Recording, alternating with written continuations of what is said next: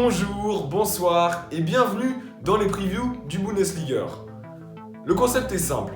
Avant la reprise de la Bundesliga, tous les jours, on prend une équipe et on fait une review. Au fil du temps, on remonte le classement auquel je m'attends. Aujourd'hui, on s'occupe du VfB Stuttgart. Stuttgart est de retour en Bundesliga. La défaite contre Union en match de relégation il y a un an a annoncé un grand changement au VfB. Place aux jeunes. La remontée n'aura pas été sans difficulté.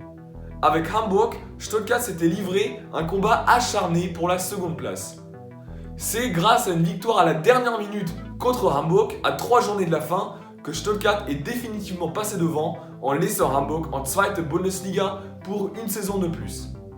En tant que club avec un grand passé, Stuttgart avait pas mal de pression pour remonter tout de suite. Car si on ne remonte pas tout de suite après être descendu, on risque de rester coincé, comme c'est le cas maintenant avec Hamburg. Stuttgart a montré quelques difficultés en attaque en Zweite Bundesliga, mais surtout de grosses failles en défense. 41 buts encaissés en 34 matchs. C'est beaucoup pour une équipe qui a au final fini deuxième. Mais cela a été corrigé cet été. Stuttgart a donc été bien actif sur le mercato de cet été. Déjà, ils ont acheté Gregor Kobel, le gardien qui était déjà prêté la saison dernière pour 4 millions d'euros.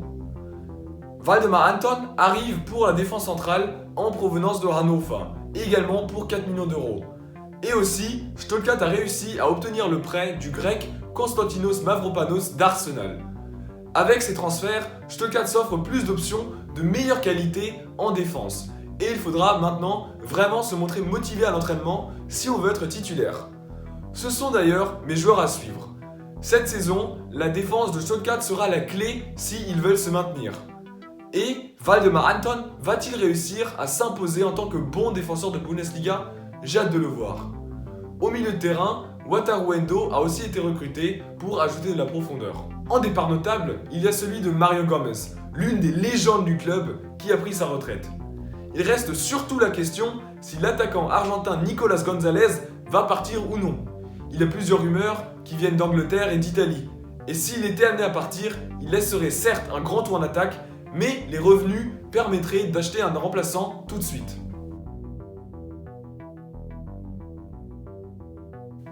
Le champion d'Allemagne de 2008 cherche à retrouver de la stabilité, après quelques années agitées à faire l'ascenseur entre la première et seconde division.